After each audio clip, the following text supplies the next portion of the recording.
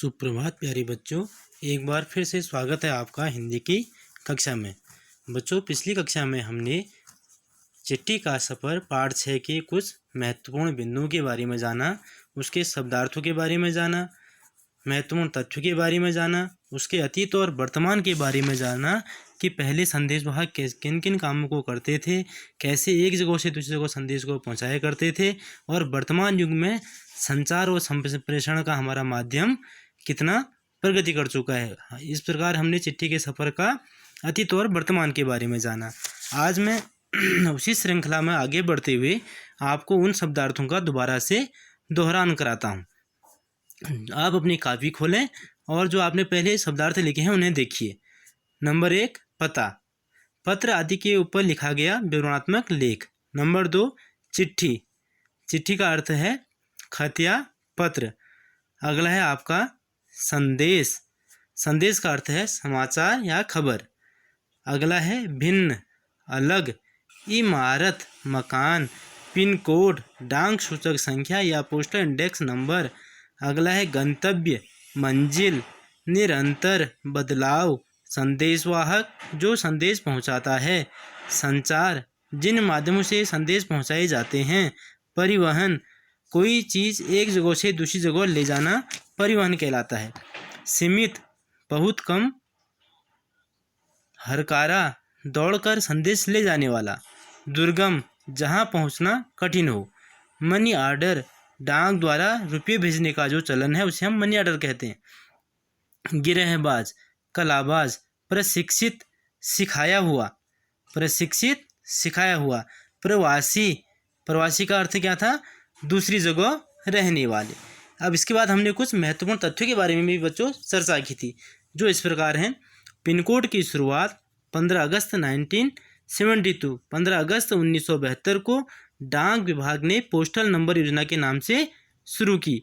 Number 2 महत्वपूर्ण बिंदु था पिन कोड का जो पूरा नाम है वह है पोस्टल इंडेक्स नंबर। अगला है किसी भी जगह का पिन कोड 6 अंकों का होता है और हर अंक का एक स्थानीय अर्थ भी होता है। नंबर 4, टिकट का संग्रह या अध्ययन करने वालों को क्या कहते हैं, फिलेटली कहा जाता है। टिकट का जो संग्रह करते हैं और उनका अध्ययन करते हैं उस विज्ञान को हम कहते हैं फिलेटली। तो प्यारे बच्चों, आज हम उसी कड़ी में उसके हम अभ्यास प्रश्नों को करेंगे। आपका पहला प्रश्न था, गांधी जी को सिर्फ उनके नाम और संदेश के नाम के सहारे पत्र कैसे पहुंच गया होगा। तो प्यारे बच्चों, हमने इस अध्याय में पढ़ा था गांधी जी क्या थे, उस समय के बहुत जानी मानी हस्ती थे, बहुत प्रसिद्ध हस्ती थे, तो उनके नाम से ही उस समय उनके पास पत्र पहुंच गया होगा। लेकिन वर्तमान समय में ऐसा नहीं हो सकता है। तो इसका उत्तर है प्यारे बच्चों, गांधी जी उस वक्त की जानी पहचानी हस्ती थे तथा उन्हें हर कोई जानता था। साथ ही उन दिनों पत्रों का चलन भी बहुत कम था, इसलिए उनके पत्र नाम और देश के नाम के सहारे ही पहुंच जाते होंगे।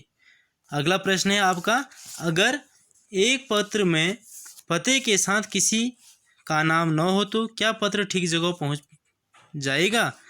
इसका उत्तर है आपका हाँ, सही नाम और पता लिखने से पत्र उसी स्थान पर रहने वाले नाम लिखे व्यक्ति को मिलेगा, जिसका उसमें पता लिखा हुआ है उसी नाम के व्यक्ति को वो मिलेंगे। अगला है आपका प्रश्न नंबर 4, नाम न होने से क्या समस्या आ सकती है।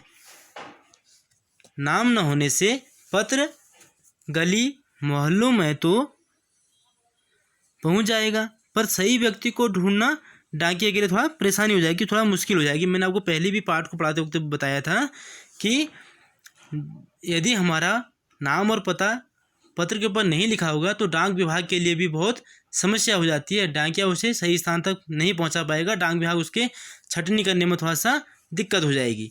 अगला प्रश्न है आपका, पैदल हरकारों को किस तरह की दिक्कतों का सामना करना पड़ता होगा।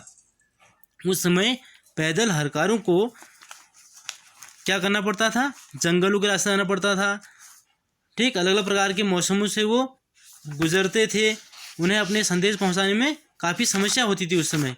तो उस समय जो था पैदल हरकारों को डाक की रक्षा करने के साथ साथ अपनी सुरक्षा भी डाकू, लुटेरों व जंगली जानवरों से करनी पड़ती होगी।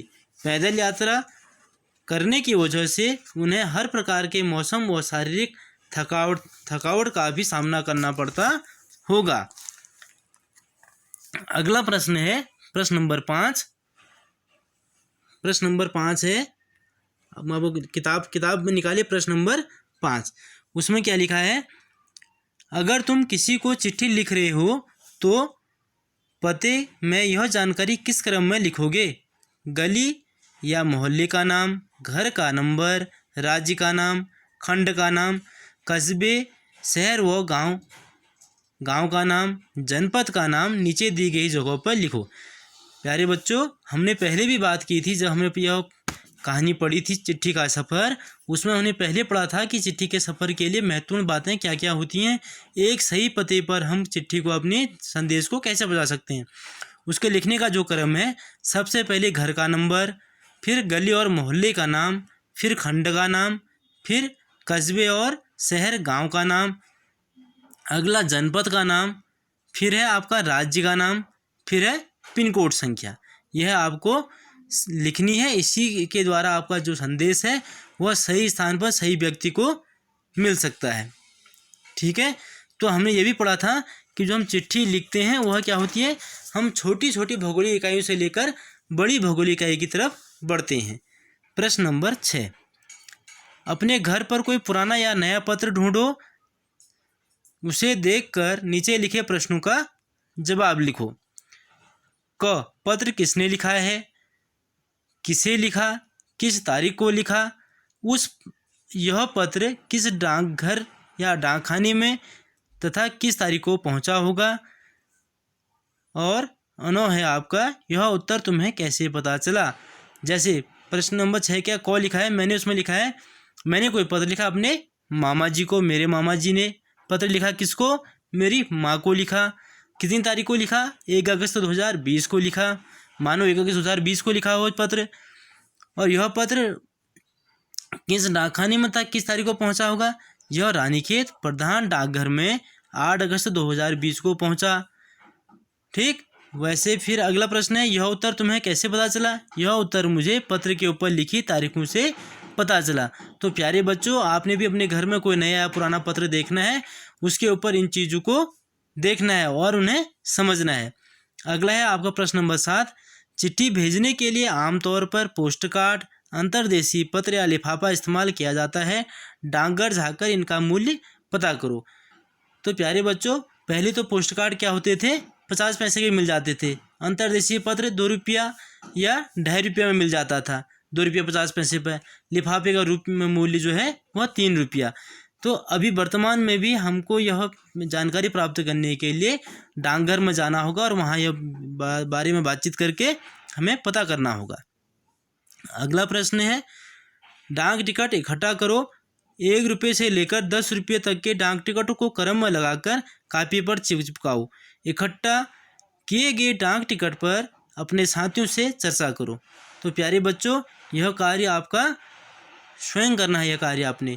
ठीक, इसमें आपने क्या करना है, जहाँ पर भी आपका संभव हो सके तो आप डाक टिकट मंगवा सकते हैं। कहीं पर आपको कोई दुकानें मिल जाते हैं तो उन्हें चिपका कर उनके बारे में अपने घर में अपने बड़े लोगों से आपने संपर्क करना है कि इन डाक टिकटों का क्या महत्व है और इन्हें क्यों लगाया जाता है। अगला प्रश्न है बेटा आपका लास्ट प्रश्न है, शब्दकोश। अगला प्रश्न क्या है, शब्दकोश।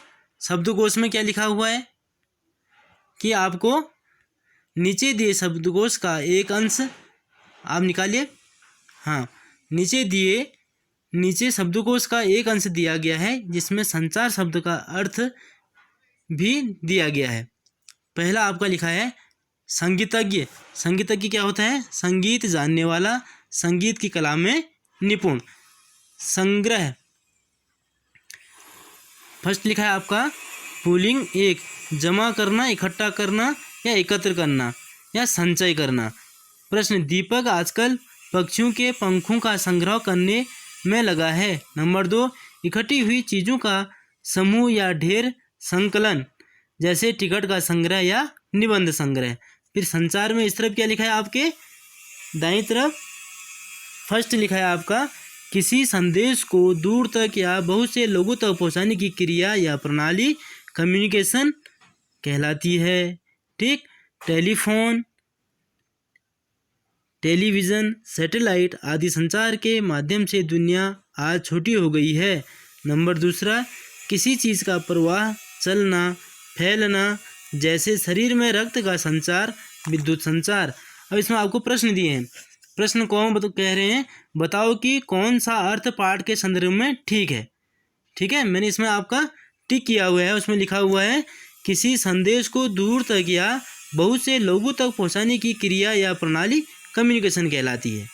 ठीक है, अगला प्रश्न है, इस प्रश्न को ध्यान से देखो और बताओ कि शब्दकोश में दिए गए शब्दों के साथ क्या क्या जानकारियाँ दी गई होती हैं।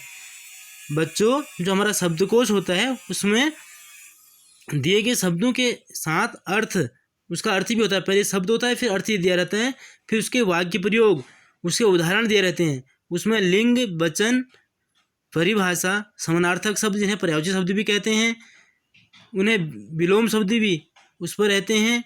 उनका उपयोग बताया जाता है, उनका उत्पत्ति, कहाँ से उनका जन्म हुआ, उच्चारण, अनुवाद आदि की जानकारी भी आपको शब्दकोश में दी जाती है।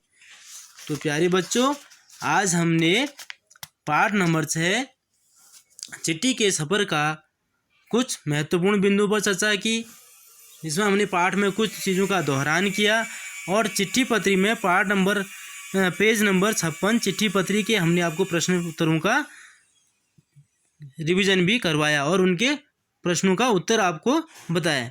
तो प्यारे बच्चों, आपको इन प्रश्नों को अपनी कॉपी पर साफ सुथरे तरीके से लिखना है और हिंदी ग्रुप में भेजना है।